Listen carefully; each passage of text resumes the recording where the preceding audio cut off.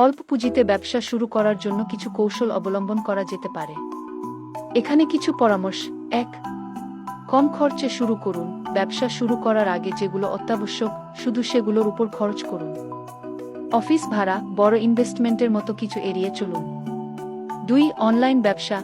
অল্প পুঁজিতে অনলাইন ব্যবসা শুরু করা খুবই সুবিধাজনক। আপনি ই-কমার্স, ডিজিটাল মার্কেটিং, ফ্রিল্যান্সিং বা ডিজিটাল প্রোডাক্ট সেল করতে পারেন। এতে আপনার খরচ কম হবে এবং বাজারও বিশ্বব্যাপী হবে।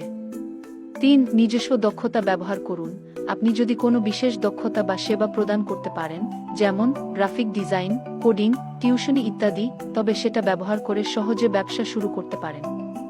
৪. ড্রপশিপিং। ড্রপশিপিং হলো একটি ব্যবসা মডেল যেখানে আপনি পণ্য কিনে স্টক না করে সরাসরি গ্রাহকের কাছে পাঠিয়ে দেন। এটি কম খরচে শুরু করা যায় এবং স্টোর পরিচালনার জন্য বড় জায়গার প্রয়োজন হয় না। ৫. ফ্রিল্যান্সিং। যদি আপনি লেখালেখি, design, web development, video editing বা কোনো অন্যান্য দক্ষতায় দক্ষ হন, তবে ফ্রিল্যান্স কাজ শুরু করা ভালো একটি উপায় হতে পারে। ৬. নেটওয়ার্কিং এবং প্রমোশন। আপনি যদি ব্যবসার জন্য প্রাথমিকভাবে কিছু পুঁজি না রাখতে চান, তবে ফেসবুক, ইনস্টাগ্রাম, লিঙ্কডইন এবং অন্যান্য সোশ্যাল মিডিয়াতে আপনার কাজ বা পণ্য প্রচার করতে পারেন। এগুলোতে কম খরচে ভালো প্রমোশন করা যায়। ৭. কম খরচে বাজার গবেষণা করুন। ব্যবসা শুরু করার আগে আপনার লক্ষ্য বাজার এবং গ্রাহকদের সম্পর্কে ভালোভাবে গবেষণা করুন।